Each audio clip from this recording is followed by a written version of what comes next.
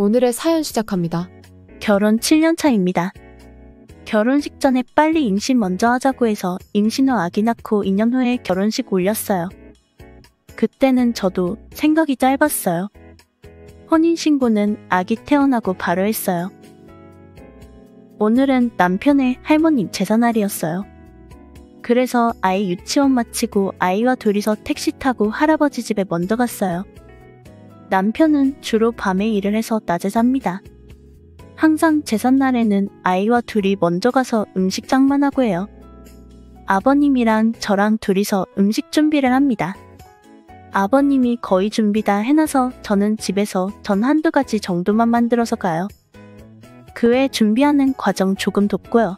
조기 굽고 수육 삶고 해요. 그런데 아버님 집이 옛날 주택이라 에어컨을 틀어놓아도 엄청 더워요. 평소에 비해 에어컨이 작은 것도 있지만요. 음식할 때는 아무래도 가스불 계속 써야 되니 더 그런 것 같아요. 집은 좁은데 사람은 또 많이 있기도 해서 너무 더웠어요. 그렇게 추석이고 설날이고 오늘처럼 할머니 제사 등이 있어요. 더 있기는 하는데 다른 제사는 그냥 아버님 혼자 간단히 지내셔요. 그런데 아버님도 이제 제사 지내기가 힘드신가 봐요. 저한테 직접적으로는 이야기 안 하시지만 사람들 다 모여있을 때 얼핏 제사 가져가라고 이야기하셨어요. 오늘도 늘 그랬듯이 제삿날이면 덥고 좁고 했어요. 그런데 남편이 하는 것도 없이 잠깐 제사 지낼 때 와서 밥 먹고 바로 일 가면서는 무슨 덥다고 제사를 가져오자고 하는 겁니다.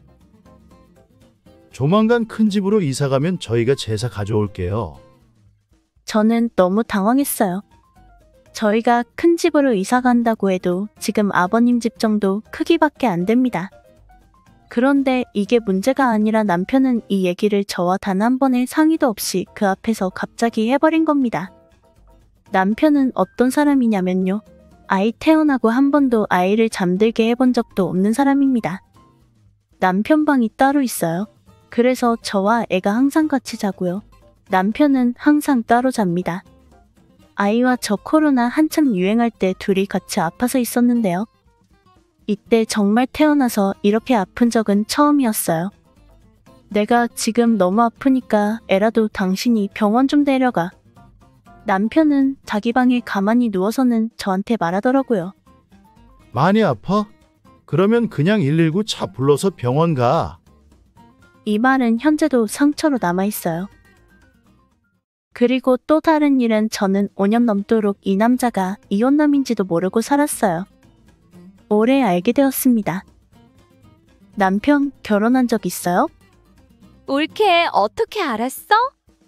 왜 아무도 저한테 말 안 했어요? 알고 있었구나. 그냥 그러고 끝이에요. 남편은 저한테 말했다고 우깁니다. 결혼 전 술 마셨을 때 그때 내가 딱 한 번 너한테 얘기했었는데 난 들은 적 없는데? 너가 술 취했나 보지. 난 얘기했었어.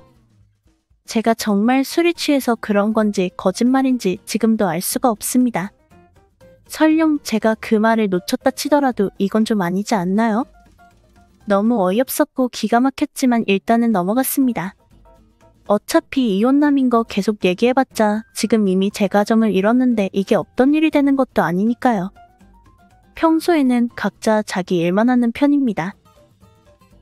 자기 일 한다면서 아이 안 봐주는 것도 이젠 포기했어요. 그러면서도 자기 운동은 꼬박꼬박 하루 4시간씩 잘하고 와요. 남편은 일 마치고 운동하고 집에 오면 자기 방 들어가서 혼자 편안히 쉬어요. 항상 바로 안 자고 폰 보거나 TV 보거나 해요. 그러다 잠 오면 또 자고 일어나면 또 밥 달라고 해서 밥 먹어요. 이런 식으로 잠, 밥, 일, 운동 이것만 해요. 아이도 안 봐주고 자기 하고 싶은 것만 해요. 그냥 여기까지는 제가 다 감내하고 살았는데요.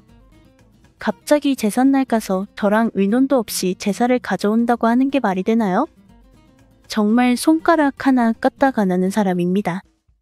남편이 갑자기 저러니 정말 저도 이제 더 이상 크게 잘하고 싶지가 않습니다. 마음에서 우러나와야 하는 일이어도 힘든데요. 제사까지 받아오려고 하니 돌겠습니다.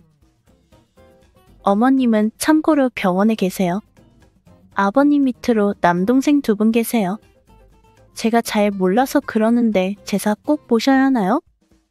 남편이 한마디 상의 없이 제사 자리 다 모인 데서 통보해버려서 너무 어이없고 어떻게 해야 할지를 모르겠습니다. 조언 부탁드려요. 다른 분들의 의견 들어보시죠. 남편이 잘못한 거 맞아요. 근데 여기에 남편이 잘못했다는 댓글들 우르르 달리면 뭐가 달라져요? 남편하고 싸울 능력은 돼요? 만행을 저지르는 남편한테 찍소리도 못하고 사는 본인이 바뀌어야 된다는 생각은 안 하세요? 경제적으로 남편에게서 독립할 능력이 안 되면 남편이 바뀔 이유가 없죠. 이혼당할까 무서워하는 부인한테 굳이 져줄 이유가 있을까요? 가져오라고 해요. 그냥 안 지내면 됩니다. 자기가 입을 털었으니 자기가 수습해야죠. 왜 이혼 당했는지 알 것 같은데요? 사기꾼하고 결혼 유지하시는 판의 그깟 제사가 뭐라고요? 받든지 거절하든지 마음 가는 대로 하세요. 그래봤자 사기꾼 남편이잖아요. 그나저나 어느덧 또 명절 다가오네요. 사연자분이 현명한 선택할 수 있기를 바랍니다. 오늘의 사연 잘 들으셨나요? 구독, 좋아요, 알림 설정 부탁드려요.